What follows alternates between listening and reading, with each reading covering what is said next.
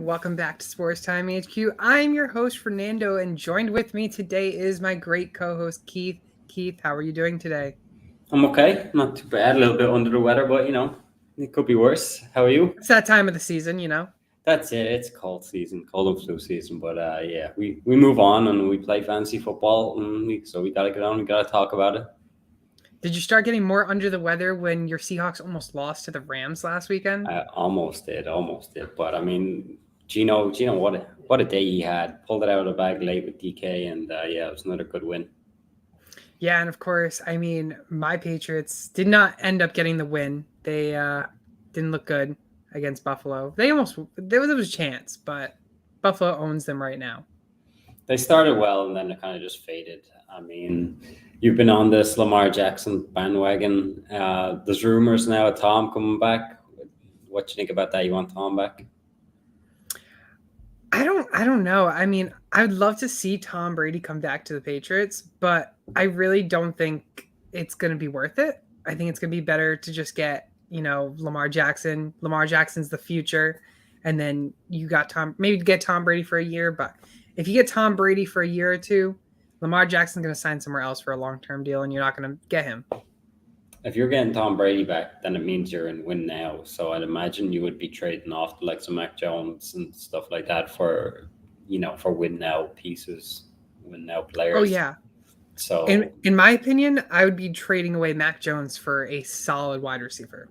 In my opinion. Yeah. Because you need weapons. You can't just hold on to Nelson Aguilar, Devontae Parker, Tyquan Thornton, Jacoby Myers. They're just not going to do it. Yeah. No, I agree. It'd be interesting to see what happens. I'd imagine, you might, if Brady came back for a year or two, and then I don't know whether he'd be good enough to win a Super Bowl or not, but that'd obviously be the plan. But I'm guessing when he did retire, maybe Belichick would go too. Maybe he'd, hang up his coaching shoes and, ride off into the sunset, maybe.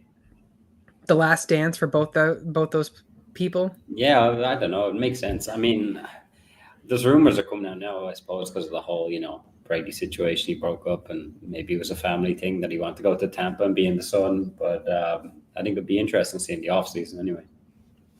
Yeah, it doesn't look like, I don't think he's going to go back to Tampa Bay, to be completely honest. It doesn't seem like he really is enjoying it.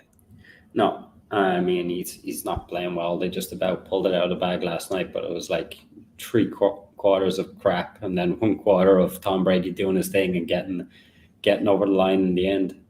What a crazy game that was, too, because I was looking at it, and if New Orleans won that game, then Tampa Bay would have been leading the division with 2 more losses than wins. Yeah, it would have been crazy. I mean, that division is terrible. I mean, now we're talking about divisions, let's go into the NFC South. Like you mentioned how bad that division is. The Buccaneers 6-6 right now, Falcons 5-8, Panthers 4-8, and then the Saints 4-9. Every single one of those teams are still technically in the hunt. I know it's crazy, and a lot of teams are not very good. Let's be honest. They could be in the hunt, but even if they get there, they're going to be beaten straight away. So imagine the Saints end up somehow winning the division, or the Panthers winning the division. Oh man, if the Panthers win the division, I mean, a lot of players should just retire and just sail off into the sunset, because that team is ridiculous. I mean, they get rid of McCaffrey, and all of a sudden their running game is better than ever and stuff like that. There's been some strange things happening, but they've had how many quarterbacks? Too many. That's it. So Darnold is back in there starting. So I don't see them. I don't think they'll get on top of the division, but it's crazy that they even have a chance. Yeah, and of course we'll go into our news, notes, and injuries, and we'll start with one of the bigger injuries. And I'll do a little time lapse from the beginning of the season, or beginning of the offseason. Jimmy Garoppolo planning on getting traded somewhere to a different team other than San Francisco. They don't plan on signing him back due to Trey Lance. They drafted Trey Lance. Trey Lance going to be the starter into the 2022 season. And Trey Lance has gone down and is now injured and out for the rest of the season. That means Jimmy Garoppolo is the next quarterback in line. And, of course, Week 13, Jimmy Garoppolo has a season-ending injury. And Mr. Irrelevant himself, Brock Purdy, is the starting quarterback. And it is the first time ever a Mr. Irrelevant quarterback has thrown a touchdown. Yeah, I thought he looked good. I mean, small sample size in that game, but he did well against a good Miami defense, and it was a bit of a shootout for a while there, and then the 49ers just kind of ran away with it, literally with McCaffrey. But I thought Purdy, he held up He looked okay. purdy. He did. He looked Purdy. But they're going to be bigger tests ahead now, especially because this team looked like it could be, like I said before, a sneaky one for the Super Bowl. I don't know now after Jimmy G gone, but if Purdy can definitely step up, he's got to face the man himself, Tom Brady, this week. So, I mean, if he goes out there and beats the Bucks, then that'll be laying down a big marker. But I think it's got to be a tough ask. And I think the crazy thing about it is I don't think we've ever seen a matchup between two starting quarterbacks that were drafted in the 6th and 7th round. Yeah, that's crazy. I mean, and one has 7 Super Bowls. It's just crazy. One's working on his first Super Bowl. That's it, exactly. I mean, these things don't happen very often in the NFL, and I don't think we're going to see someone be drafted that late, as a quarterback like Tom Brady and have 7 Super Bowls. I don't think that's going to ever happen again. Yeah, you know what? The 49ers will go against the Bucks this week. It'll be an interesting one because I think with the Bucks almost losing to the Saints yesterday, I think there's some hope to San Francisco. Oh yeah, and I mean, then afterwards they have a really tough matchup. It's a division matchup, and it's against your Seahawks. And I don't know if they can pull away with a win there. I don't know the Seahawks. It's kind of like we got a good win against a tough Rams team. I know, but they're missing a lot of pieces. I felt we should have beat them by more, but then the previous week we should have beaten the Raiders and then we lose. So it's just kind of how it is with this kind of rebuild and young players. I think you kind of take with the rough with the smooth. So I wouldn't be surprised the 49ers still get the win. The Seahawks have a lot of tough games. I know we have KC and the Jets in there, Rams again. So it's a tough end to the season. I mean, if we could win more than we can lose, I still think we'll be in, with a good chance of a wild card spot. But I would imagine that unless everything goes really downhill, because they can lean on McCaffrey, the 49ers, I'd expect them to win the division in the end, And of course, then their last 3 matchups is the Commanders, the Raiders, and then the Cardinals. And realistically, you look at all these 5 games, they're winnable games. They are. They're very winnable games. I mean, the Raiders, are in a bit of decent form now, 3 on the bounce, but they're not a very good team. Washington caused teams a lot of problems. I think that's going to be a tough game. Who was the last one? What do you think of that tie? Oh, the tie. Literally in overtime, it looked like both teams didn't want to win. No, they both sucked. Yeah, they just literally either were out on their feet too tired, but they both didn't want to make plays, on offense. Nope. It was awful. It was just like, oh, let's just settle for a tie and move on to next week. Tie doesn't really do anything for both teams, though. Yeah, no, I think there needs to be a change in the overtime rules, or make sure that there is no tie in general. I just need to play until someone wins, I think. I think 15 minutes was good enough for a team. I think 15 minutes was good enough for both teams to have a chance. Yeah. Because now, you saw the ending of that game. I mean, the ending of the game was rushed because of the time. Mm-hmm. Yeah, exactly. So, but yeah, going back to the 49ers, their last game is the Cardinals, which I think is a winnable game. Yeah, their defense sucks. I mean, see what happens coming off the bye. Did they, learn anything, or did they make any changes? But I wouldn't expect anything major this late in the season. But yeah, it's basically the 49ers are all going to be about what this guy Purdy is going to do. I mean, if he's just going to hand the ball off all the time, I mean, teams are just going to recognize that. So he's going to have to be efficient like he was against Miami, but he's going to have to keep that up for the remainder of the season. And here's my question. Baker Mayfield got cut from Carolina. Is there rumors, or is there a possibility that he goes to San Francisco and meets up with Christian McCaffrey? I think there's a chance, but I think he still goes in as the backup. I still think they're going to ride. I think he deserves as a backup. Yeah, exactly. Yeah, I think he can go. I think no problem going in as a backup, but I think they ride this guy Purdy and see how it goes. Definitely next couple of games. I mean, if you got Baker there this late in the season, it might be the worst thing ever. You know what would be the worst thing ever? If he was there and they did go win a Super Bowl, that would just be the worst thing ever. Baker Mayfield does not deserve to win a Super Bowl. No, no, but that would be pretty crazy to see. I know. I heard. I don't know if you've seen any memes or whatever, but I saw a meme that Christian McCaffrey was begging on his knees to San Francisco general manager to not sign Baker Mayfield. Oh yeah, I'm not surprised. I mean, I would say that's true. I wouldn't even say. I would say that's literally true. People make memes from it, but yeah, I mean that'd be a crazy season for Baker Mayfield if he ends up, getting caught off the Browns or gets straight to the Panthers, gets caught off the Panthers, signs with the 49ers, and all of a sudden the 49ers run to the Super Bowl. That'd be some season with Baker Mayfield. I still think he'd be out of the job next year, but yeah. And the crazy thing about it is, say Baker Mayfield does sign with San Francisco, and San Francisco ends up not going with him. Brock Purdy's the starter. I think that would be the first time in NFL history that a Mr. Irrelevant last overall pick is starting over a number 1 overall pick in the draft. Yeah, it will be, I'd say. I mean, that's crazy. It is crazy, and obviously the last pick is better than the first pick. Different years probably, but Yeah, for sure. But and then before we leave this whole San Francisco and maybe not talk about them again, if Brock Purdy ends up bringing this team to the Super Bowl, the question in the offseason now is, what do you do? Who is their 2023 starter? Kyle Shanahan has 3 choices: Trey Lance, Jimmy Garoppolo, or Brock Purdy. Well, right now it's Trey Lance. Before, Jimmy G's out, so obviously Trey Lance is, I don't know who's going to be back first, but last time I see Trey Lance, he looked all right. But obviously, he hasn't stepped on a field and done any practice or anything like that. But I still think that opens the window for Trey Lance. Now, like you said, if Purdy brings them all the way to the Super Bowl, then, Kyle Shanahan really has a choice to make next season. What does he do there? I still think Jimmy G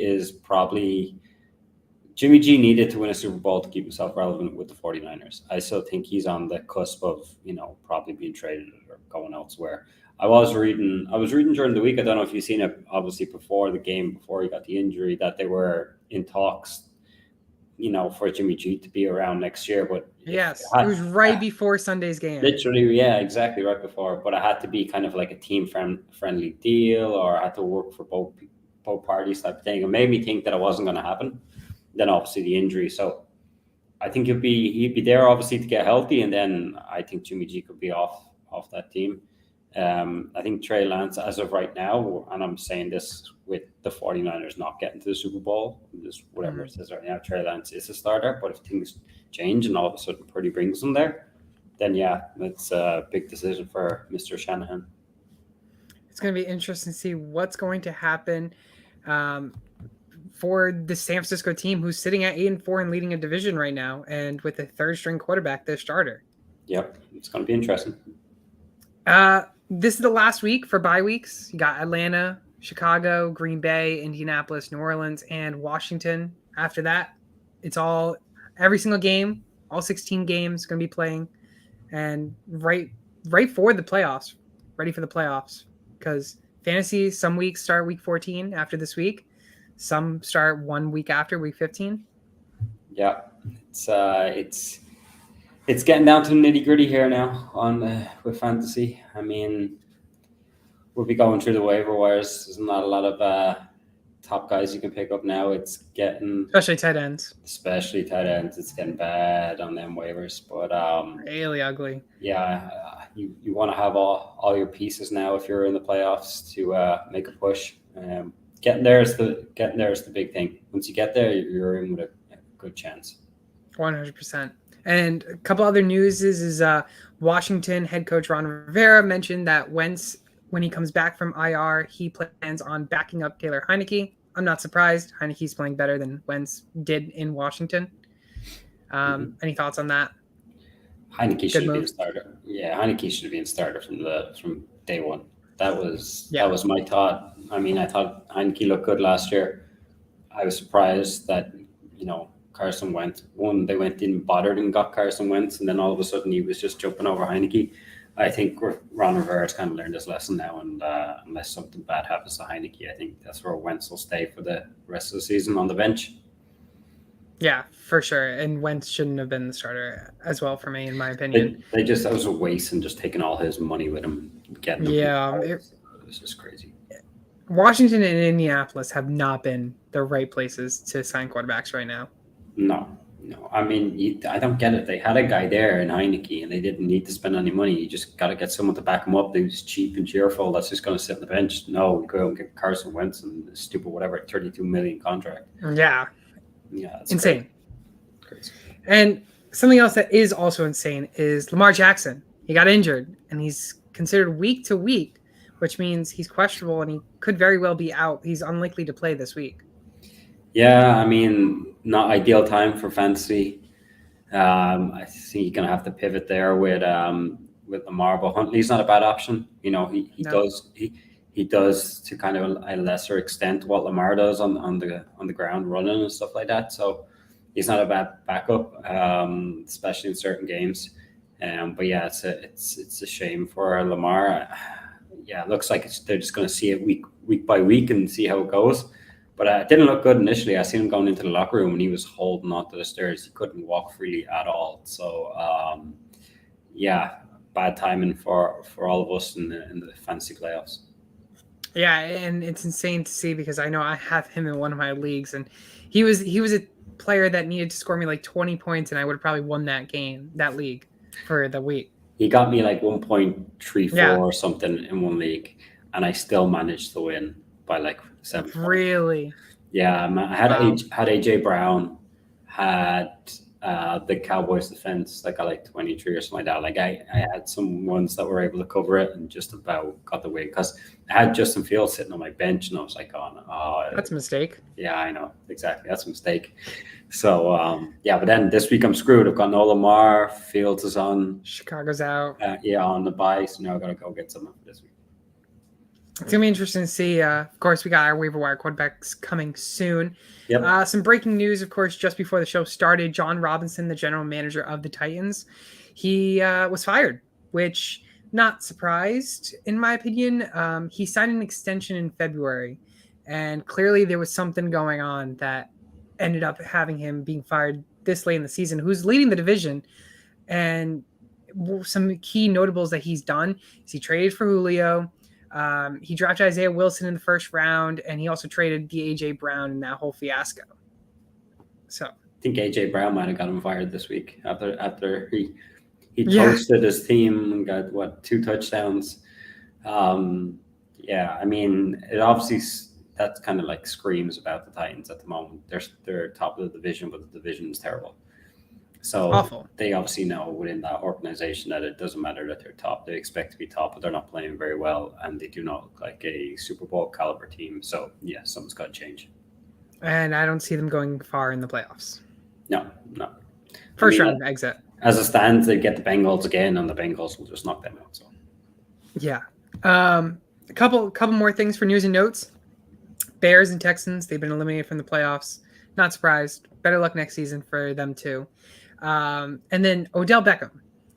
This whole thing, he loves creating drama, but supposedly he's expected to sign sometime this week, and it looks like Dallas is clearly the top runner for him. But like, is it really worth the Cowboys to sign Odell Beckham after just putting like 50-something points, 54 points against these Colts? I don't know what's up with it. I thought, going back to the Giants would be a great fit. They don't have many wide receivers. Slayton out there killing it last week. That could be Odell killing it, next week or the week after. But you go to this team, you go to Cowboys, where's his target share? You know what I mean? Where's it going to go? Dak's already spreading the ball around as it is. Then you add OBJ to this mix. OBJ won't get happy when he only gets like 2 targets one game. That way he's going to end up sulking and doing what he did when he was with the Giants, and he wasn't happy about how Eli was throwing him the ball or how he wasn't throwing him the ball and all this kind of stuff. So I don't think the Cowboys is a great fit. I think you'd be better off going back to the Giants. Um, I think it might even cause more of a headache for the Cowboys, but I could be wrong. I mean, because you're just going to add someone into that mix that's going to cause drama, like you said, when things don't go his way. And of course, we got V Doinks in the chat. OBJ was with Trayvon Diggs and Micah Parsons at the Dallas Yeah, Mavs game last night. yeah. So Again, shout out to Aaron. Got to go follow him all over YouTube for V Doinks. But yeah, I mean, it looks like he's going to Dallas, but I completely agree with you. Like, what's the point of having him? Is it just like the Rams situation, like just adding extra depth for him as like a wide receiver 3 or whatever 4? And if he goes to win another ring, he wins another ring. possibly. I mean, I still don't think the Cowboys are going to make it all the way. I still think there's better teams out there than them, even with Odell Beckham. Yeah, I get it. They do look impressive at times, but I still think Philly have their number, anyways. Yeah, I just don't like this fit, and I think it's going to be more trouble than it's worth for Jerry Jones in the long run when Odell starts complaining and moaning that he's not seeing enough of the ball. I think if I was the Cowboys, I would just say keep doing what they're doing. They look pretty strong. Where are they good enough? I'm not too sure. But I would let another team pick up Odell and deal with the drama when it comes to their way. Of course, Cowboys, 49ers, Bills, Chiefs, and Giants were all the top 5 teams that he was looking into. But that's going to do it for our news, notes, and injuries of the week. Time to go to our bust of the week, and I'll start with my guy, Mr. Nick Chubb himself. Nick Chubb, he had 17 attempts for 80 yards, and he had his lone target they wasn't able to catch. And he only had 8 points. It was a dud week for him. It was tied for his lowest scoring fantasy day this season. And with Watson now under center and controlling this offense, I think it's going to be interesting to see what's going to happen for this whole team for the rest of the season. Because if you really looked at the other game that Cleveland played, it was just a defensive game. Watson didn't look good, but we already kind of expected Watson wasn't going to look good because he hasn't played football in over 700 days. And now he's back playing and you're expecting him to be rusty. So this is the thing. Chubb has a very favorable matchup this week against Cincinnati. I mean, last time he played, he rushed and tore apart their defense. I mean, he rushed 23 times at 101 rushing yards. He also caught a ball for 3 yards. He also scored 2 times. He finished his day for 25.4 points or something along those lines. I think it's going to be interesting to see because if Chubb can keep doing that, then I'm not worried. But if Chubb cannot produce next week or any of that Cleveland team can produce next week, I think we're going to have to try and maybe hit the panic button on the whole entire team. Because, I mean, you looked at last week, the defense scored 31 points. Cade York scored 11 points. And Donovan Peoples-Jones, he scored 13.4 points, but that's because he had a punt return touchdown. Yeah, I mean, the offense didn't look good, but like you already said, we were expecting Watson to come back and be rusty. They didn't need to bring in. I was expecting Jacoby maybe to come in some stage this game because I thought Watson was playing that bad. The whole just kind of fed down. The offensive line wasn't great, running backs weren't great, and like you said, no one else really done much outside of that. But because the Texans are so bad, they are so bad, dropping the ball, spilling the ball everywhere. The defense just took advantage of that. Kyle Allen was terrible. He just threw the ball, He just threw the ball to the Cleveland defense over and over, and they were able to take advantage and get some pick sixes. I mean, so they didn't need to bring in Jacoby. They were trying to. I think they were trying to let Watson stay out there and kind of get the rust out of him for next week. He didn't show a whole lot. He only got 5 points. I mean, I wasn't expecting to only get 5 points, but he was bad. But yeah, they got away with it. The Cleveland defense saved the day. It's kind of one of them. You just kind of, from Nick Chubb point of view, you just kind of say, all right, yeah, that's a bad week, and you move on. I mean, things should get better. And if things are not going to get better on offense, I wouldn't be surprised if Jacoby Brissett is back in there because Cleveland Browns want to win games and you want to do it on offense because they're not going to be able to do it with the defense every week. So, Watson's going to have another go starting.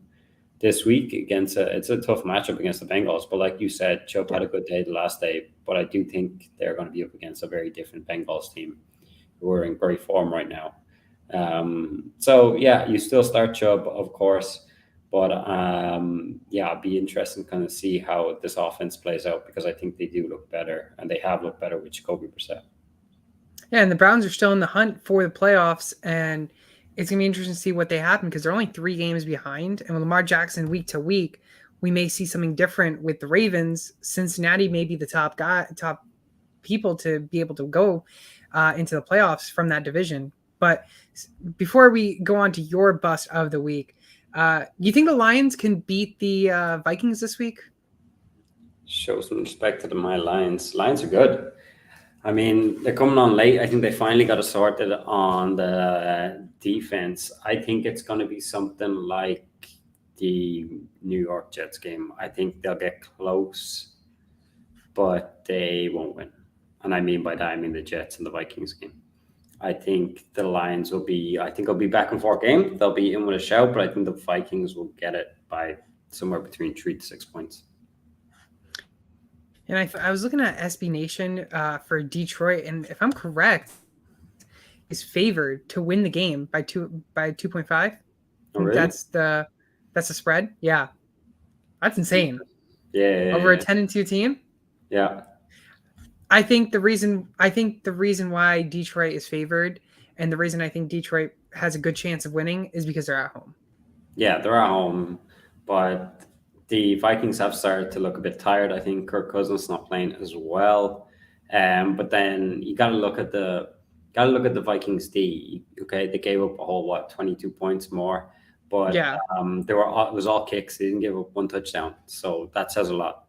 Um, so that D is pretty good. But I am expecting the Vikings to win, but by not by a whole lot. I might put the Lions to win just because they're at home. Go for it. Why not? I'm a big Vikings believer this season, but I don't know these Lions. Every time I pick against them, they win. Every time I pick them, they lose. So I just call it a tie. Might as well. Yeah. As the season going on, they're getting better. They don't want it to slow down or stop. They'd like to go back to week. They'd like to have this form and go back to week one and take it on Exactly. now. That's where they'd like to start it out because it's like they figured it out pretty quick on offense, but it took them a while on defense to get sorted. But now they have it. Wonder what the Lions will do this week against Minnesota. But Keith, who is your bust of the week? Jeff Wilson Jr. Oh, Miami's running game in Toll was awful. Like he only had one attempt for 3 yards. He got 0.3 fantasy points, and then Raheem Mostert, he only had 7 attempts and he got 3 points. So they kind of just abandoned ship after a while because the way the game went against the 49ers. It was all through the air. 49ers blitzed them. Yeah, the running backs were hardly used. It's kind of a game you just throw out in this case. There is reports that Tua picked up a knock, but he should be good this week. But if he's not, I would expect the running backs to be, leaned on heavily. So Tua doesn't have to do much scrambling or running. So I think, like I said for you and Nick Chubb, I think you just throw that game out the window for Wilson and Mostert, really. And you can play them again this week. Yeah, I started Wilson. He hurt me really bad. Oh man, that's got. He broke my heart with 0.3 points. Yeah, I mean it's awful. And I think the 0.3 is just like you might as well just put up a donut. The point. Yeah, just give me a donut. Yeah, the 0.3 just hurts even more, like because you had a chance to get points and you didn't. Yeah, exactly. It's just like the Calvin Ridley years ago when Yeah. he was phenomenal, messed me over. But our 2 busts of the week, Nick Chubb and Jeff Wilson Jr. Let's go to our biggest surprises of the week. And I'll start with you. Let's pierce this team together. Fantastic again. Yeah, fantastic. Fantastic. So it's Alec Pierce, the guy I really liked coming into the season. He had 8 targets, 4 receptions, 86 yards, and a touchdown. 18.6 fantasy points. He has done nothing much to write home about since week 6. Like I said, I really liked him coming into the season. The Colts really needed a wide receiver too. They got him. But the problem with the Colts, they just don't have a good quarterback. And, the whole messing around between Matt Ryan and Ellinger and all that stuff, I think did did him no favors in his in his first year. So um, I liked what we've seen. Last week he's shown he can put up the numbers. I think with a better quarterback, he'd definitely be more consistent in the NFL. So maybe something for going forward for next season. Could be a good piece to throw on your bench when you're drafting next year. But he's definitely a talented guy. He definitely is the wide receiver 2 on that offense. We just need to see more consistency from him going forward. Yeah, he had 18.6 points this past weekend, and of course, I mean, next year, if you have him in Dynasty, I mean, and you kept him on your taxi, I think it's phenomenal because I think he is going to be really good next year. With hopefully, if Indianapolis can do it right, they can draft a quarterback or get a good quarterback, and not like a Carson Wentz or a Matt Ryan or whoever is just a little Band-Aid for that team. Exactly. That's it. I mean, like you said, if you on your taxi squad or you have him on a dynasty roster, I think he's great for the future. He's a talented guy. So it's definitely nice to have, and maybe when you could trade for, maybe get a third or a second round and go see if you can pick him up. Yeah, no, 100%. I mean, he really pierces the Colts together. So, anyways, of course, Alex Pierce, your surprise of the week. My biggest surprise, and I think it's a biggest surprise for everyone, because if you started him and you were that 0.1% owned that started him, I mean, kudos to you. It's Brock Purdy. Because you know what? I have to mention him again because he looks Purdy. If Brock somebody Purdy picked him, they can see the future or something. That's the only reason they picked him. Sorry. If you're such in a deep league, if you're in like a 2-quarterback league and you somehow managed to just plug him in because you didn't have another quarterback, I mean, insane. Yeah. Of course, Jimmy G out for the season, I mentioned. But Purdy finished with 210 yards. So Brock really threw the rock, and he had 2 touchdowns, 2 scores. He did throw the rock into the other team's hands for an interception. But he finished his day overall for 14.3 points. That's not bad for Mr. Irrelevant himself. And if the 49ers don't add another quarterback, I'm streaming him this week as well. I have another person to stream as well, but Brock Purdy is definitely a guy to stream as well because of the fact if they don't sign another quarterback, it's either him or Josh Johnson, who was signed off the Broncos practice squad the other day. And I think Purdy, of course, deserves the job. I think Purdy might be a sneaky pickup. He's got all the weapons, too. Yeah, it's interesting. I mean, it's tough this late on. If you're really, Desperate. Really desperate, I think in deep leagues you can go get him. I think I'm in one league. It's only 12 team, but it's so tight. There's like people pick up quarterbacks all day long just to spite people so they don't pick them up. I know people are going to go after Purdy just to go get him this week. And there's some teams that need him, especially with 1 week left trying to get into the playoffs. So yeah, in deep leagues, definitely. But I think if you're in a 10-team league, you don't need to go near him. But in like Superflex, 12-team or deeper, yeah, you can definitely go after him. Yeah, and would you rather start Brock Purdy or Tyler Huntley? Tyler Huntley for the Russian. No way. But I'd rather start Purdy over like Kyle Allen. Well, anyone would start him over Kyle Allen. I'm stuck with Kyle. I'm stuck with Kyle Allen in the Superflex, and I don't even start Kyle Allen because I would have had Davis Mills because you're telling me how great he was. Well, he is. He just doesn't have. He didn't have his weapons. He's great. He just doesn't know how to play. He just got benched. Oh man, poor Mills. Mills really. Well, it would have heartbreaking. Mills going to be a backup next year for the Texans. Yeah, I mean, yeah, probably. Man, unfortunately, I don't know what you're going to do with all your shares of him. I don't know either. I haven't figured that out yet. I'm gonna have to figure that out in the off season. He might just go on my taxi. He's only got 1 year. You might want to just put him out there and see if you get like a 3rd round pick from him. I doubt I'd get 3rd. I might get a 5th. Yeah, I might get some fab. Yeah, that's about to say. You might just get some fab out of the deal. So, of course, Brock Purdy and Alex Pierce are 2 surprises of the week. Time to go to our streamers of the week. And let's get in our car, drive down to Las Vegas. Keith, who is your streamer of the week? Yeah, Derek Carr. He plays the Rams this week. I think the matchup is very tasty. We just seen Gino blitz them for 367 yards and 3 touchdowns.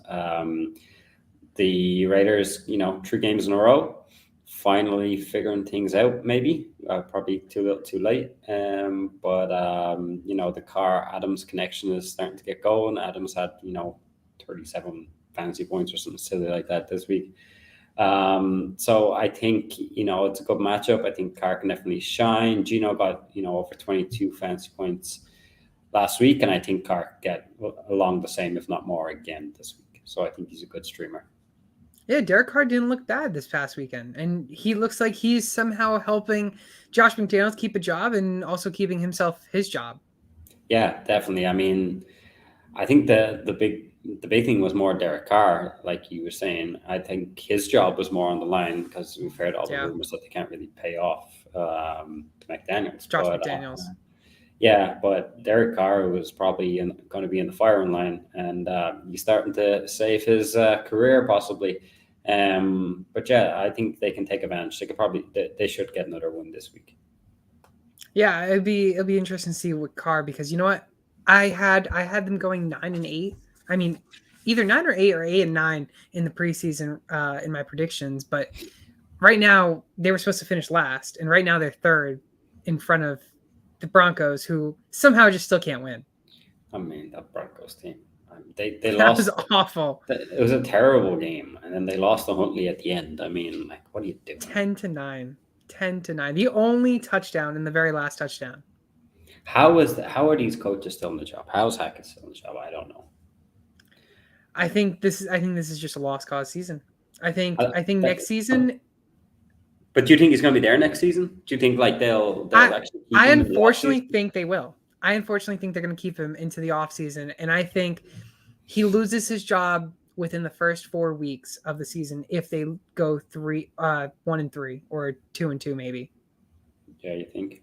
I mean, the division is so tough that I thought it was tough, but the Chargers can't win either. Yeah, well, the Chargers are they're kind of the team that just know how to lose. They're 6-6. They just don't know how to win. I know. They have they're a talented team. I get it. They keep getting their receivers. They can't have their whole core together. One of them keeps going down, but this defense that was meant to be a lot better and improved, I think, is taking a step backwards. And I think Justin Herbert's still been fine, but it's more like that. They just can't put enough points on the board. They just know how to lose. And you know what? Right now, the Broncos would be leading the division at 10-2 if they scored 18 points every single yeah, I know. someone else said that to me this week. I was like, yeah, but that's not happening. That didn't happen. No, of course. Derek Carr, your streamer of the week. My streamer of the week is someone who's maybe been forgotten a little bit, and that's J.K. Dobbins.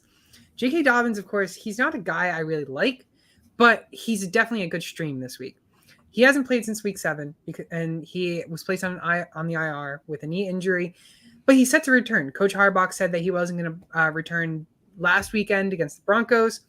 I think with Lamar Jackson most likely out for next week, you're going to need some type of help somewhere. And what better help than your run game?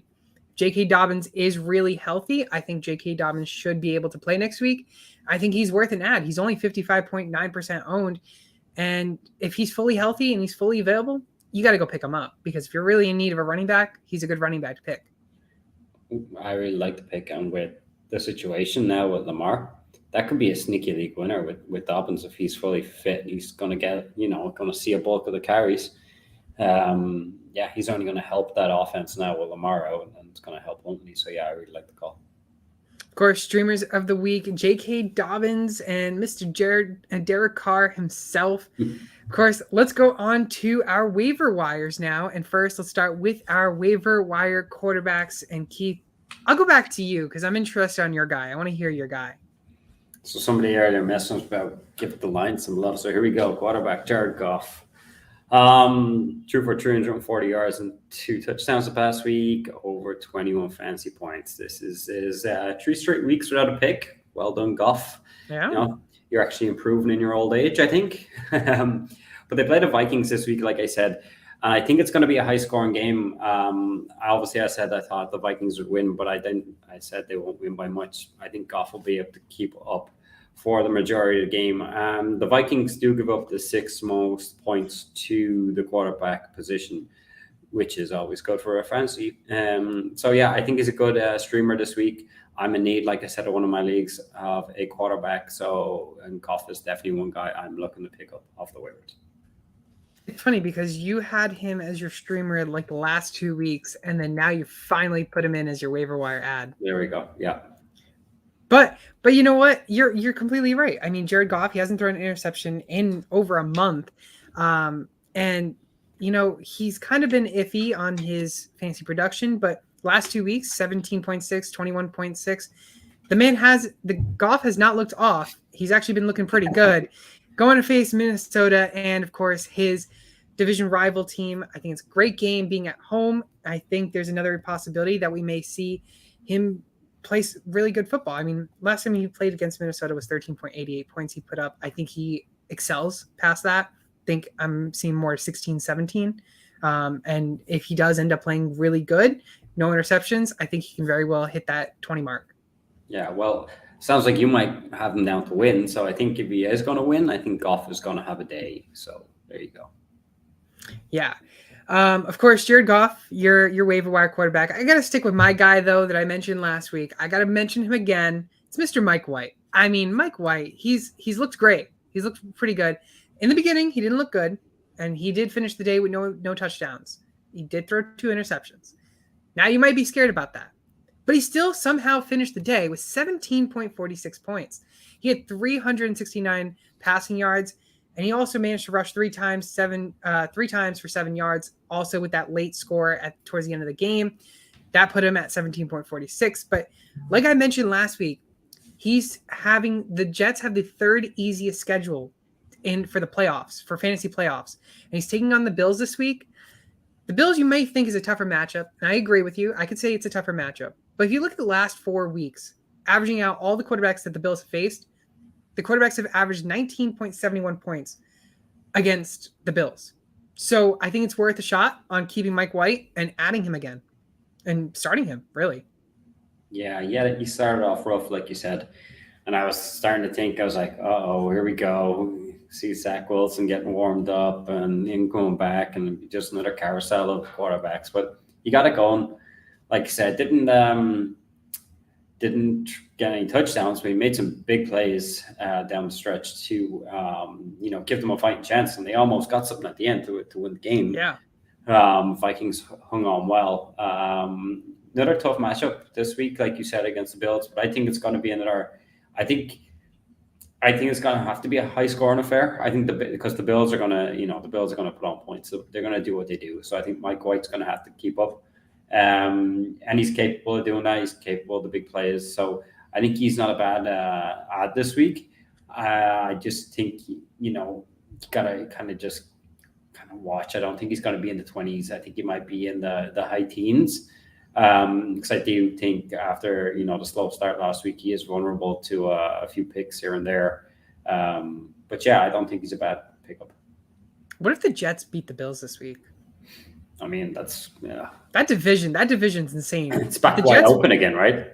Yeah, if the Jets win, the Bills would be 9-4. If the Dolphins win, they're 9-4. If the Jets win, they're 8-5. And if the Patriots end up winning as well, they're 7-6. Yeah, I mean, your boys are probably out of it to win it for now. Hey, they're on the bubble. If the Jets lose this week and the Bills and the Patriots win, I think we switch spots and we go into the 7th seed. Oh, really? Somehow. If you look at the playoff picture right now, the Jets right now are holding the 7th seed at 7-5, and the Patriots are right on the bubble at the 8th seed at 6-6. They have the tiebreaker against the Chargers. Okay. Jesus, against the Chargers. That's terrible. Yeah. Just think, Jets lose and Patriots lose, the Chargers might be actually in the playoffs. That's terrible. At 7-6. Yeah. How these things work out is just crazy. But I mean, nobody wants to win your division. That's the thing. I look like I was only saying, I think before the games on Sunday, it's like I think Miami will do it, and then if I can get tonked, and then everything's wide open again. So who knows? I'm guessing it's going to be the Bills to lose, probably not. Yeah. Mike White, Jared Goff, our 2 waiver wire quarterbacks. Of course, let's start with going to our running backs, and of course, you can't white out Mr. Knight. It's Zonovan Knight from the Jets. This man looked really good. He had back-to-back weeks now, 13 plus points. You look at his performance this past weekend, 15 attempts, 90 yards, caught all 5 of his targets for 28 yards, and had 16.8 points to finish off the day. Of course, this is Knight's backfield. If Michael Carter comes back, I really don't think Michael Carter should get the ball back, in my opinion. I think Zonovan Knight has really proved that he can be reliable on this offense, and I think Knight should be the guy moving forward until next season, of course, until Breece Hall comes back. But again, I mentioned Mike White and how favorable of a matchup in the last 4 weeks he's had for quarterbacks against the Bills. You look at the Bills running backs, and they've allowed 16 points against the Bills this season, and I can see some similar production for Zonovan Knight this upcoming game. So don't white him out yet. I mean, he had back-to-back good games, and the big thing is that James Robinson was actually active, and I think he had 4 carries, but Zonovan Knight still looked better and still was the main guy in the runner back room there for the Jets. I agree. I like him. I think he should be the main guy. I think if Michael Carter does come back, though, he will kind of complement him and take the pass catch and roll, at least, if not, split carries. But like you said, I think he's earned enough to take over, that role. They don't really have. I know they kind of ran through Breece Hall, 90% when he was fit and still there, but I don't think that's what Salo wants to do anyways. I think he wants to mix it up. So I still think if Carter comes back, he will be in the mix there. And you've got Ty Johnson too. I think you'll see him just take a backseat role if Carter comes back. If not, Ty Johnson will still be relevant. But I do like the call. I do like Zonovan Knight, and I do agree. I think he's earned his role in the team. Yeah, and Zonovan Knight, he's, I think, only 39.3% owned or something, so he's still roughly available in a lot of leagues. Yeah, I seen him go in a lot of my leagues now, to be fair, but obviously there's ones out there where he's still on the waivers, so I think running back is dry, really dry. If he's there, you've got to go pick him up. Yeah, I mean, I love Zonovan Knight, so don't white him out yet because Mr. Knight is going to run the ball all over the place. But let's go on to your waiver wire running back, and let's also look at my picture because the camera on mine is going to ache what you say next. Yeah, I didn't really particularly like this pickup either, but like I said, the running back waiver landscape isn't great, but it's Cam Akers. He's somehow back from the dead. 70 attempts last week, 60 yards, and he had 2 touchdowns, 19 fantasy points. I mean, you can't really knock that. I don't know if he has a whole lot of upside going forward because I think McVay knows himself that he's got a banged up team and then the rest of the guys aren't playing well. And he just needs to get players on the field. And Cam Akers did well. The dude has always been talented. We knew that. We know it. It's just the whole whatever went on between him and McVay and him getting out of there and looked like he was dead and buried in that running back room. But all of a sudden he's back now. With all the bye weeks, if you're in need, I think Cam Akers is still out there in a lot of people's waiver wires because people don't trust him. But I think he's a pickup, and you can just a spot start this week if you really need him. Yeah, he's 53.3% owned. Of course, he scored 19 points with those 2 scores. You take those 2 scores away, though, he only scores 7 points. But his next matchup, of course, is the Raiders. It's a favorable matchup for running backs because the Raiders have allowed, on average, about 19 points to running backs. So I think it might be some good split workload between him and Kyren Williams. But I wouldn't. I'm not a big Cam Akers fan, so I'm not trusting this. So I definitely wouldn't start him. But he might be a worthy pickup. He could help you in the end. I think it'd be interesting if he ends up helping, fantasy players win their leagues all of a sudden when it looked like he was dead. Could be like a Rashad Penny of last year. That's it, exactly. Or, some guy dropped them, you picked them up, and all of a sudden you win your league now with Cam Akers getting these type of numbers, for the next couple of weeks. I think that'll be, very interesting. Cam Akers and Zonovan Knight are 2 waiver wire pickups for running backs. Time to go to our wide receivers. And I'll start with you as we gallop our way down to Dallas. Yep, it's Michael Gallup. 7 targets, 4 receptions. Not a whole lot of yardage, only 23 yards, but 2 touchdowns. Over 18 fantasy points scored. He's seen 15 targets the last 2 weeks. I mean, that's a crazy amount of targets. This is my issue with the whole OBJ going there, because I still think these guys are going to see their target share. So where do you put OBJ in there? You know what I mean? You're going to take it off these guys? I'm not too sure.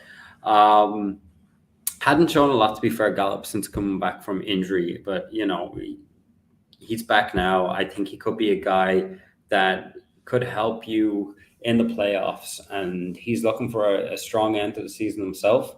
So I think he's a guy you can plug and play as your flex going forward. Yeah, I like Gallup a lot. I've always said that he deserves more of an opportunity than he's gotten. Finally, he's getting these opportunities. Of course, he scored a good amount of points. He scored double digits. And I completely agree with you. If Odell goes there, Michael Gallup's share snap percentage and his shares are going to completely go down. Mm-hmm. That's it. And that's the issue. Yeah, I mean, and that's the bit I don't like, because from that point of view, you're messing with someone who knows the system. You already have the connection. Now you got to bet OBJ in. So I still think Michael Gallup will you mightn't see, like I said, the 15 targets through 2 games. But he will take a hit on targets, but I still think he'll get his fair share, just because he has that connection with Dak already. Yeah, exactly. I love Michael Gallup, and I really hope this man gets a chance. He just hasn't had that chance. That's it, and OBJ going there will not help his chances. Michael Gallup to the Patriots next year? That'd be nice. I would like to see that. That'd be nice. I like Gallup. You just signed a big contract in the offseason, though, so you probably need to give up something decent to get him. Trade him to the Patriots. We need a wide receiver. I'll take Gallup. The thing is, if you want to give us DK, no, why would I do that? We'd want the bag for DK after the season we've had. He might have, if we had a bad season and we were all in for the rebuild, I thought we were going to get rid of DK, but obviously we gave him a new contract. But I still think we want the bag. But going back to OBJ, if OBJ does sign, I think he will sign a multi-year deal. It won't be just until the end of the season. I think he's going to sign for longer. But that might help you. But then that could help you get Gallup out of there. OBJ is coming back next season. Yeah, but I don't think Odell's going to sign a multi-year contract. I don't see it. I think he wants a multi-year deal. Yeah, but what I get from Odell is that he's not in a rush to sign for a team, and he's looking for the right deal for him, and also has to be the right team. So I think he'll wait. And if the Cowboys is not the right deal and not what he wants, I think he will go somewhere else. But I think he'll wait. Yeah, I mean, I think time's running out for Odell. He needs to make a decision. And yeah, he doesn't want that 1-year contract, but he might just have to have that 1-year contract. He has to prove it, in my opinion. Yeah, I mean, I think it's going to be interesting, but I still think whenever he signs, it'll be at least 2 years. Yeah.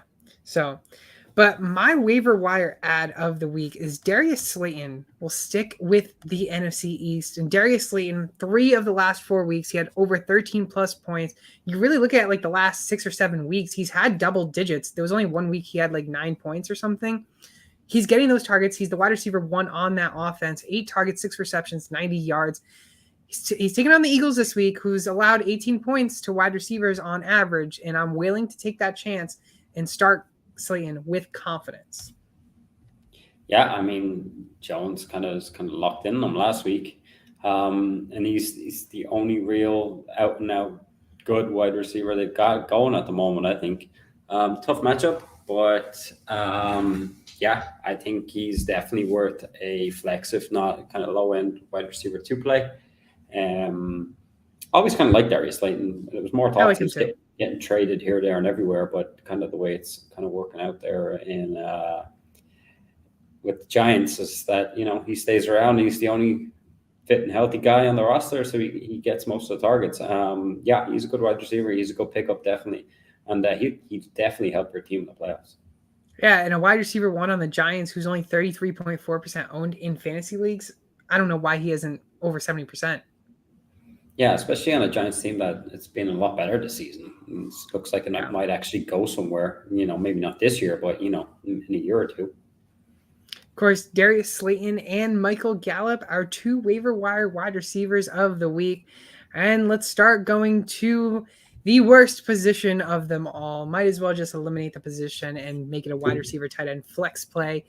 But tight ends, I'll start with my guy. My guy was a little concerning in my opinion, but mine was Evan Ingram. And he's right now the tight end 14. And tight end 14 means absolutely nothing. He could have a donut next week and still be a top 15 tight end, or he could have 20 points and be a top 10 tight end. It really doesn't matter.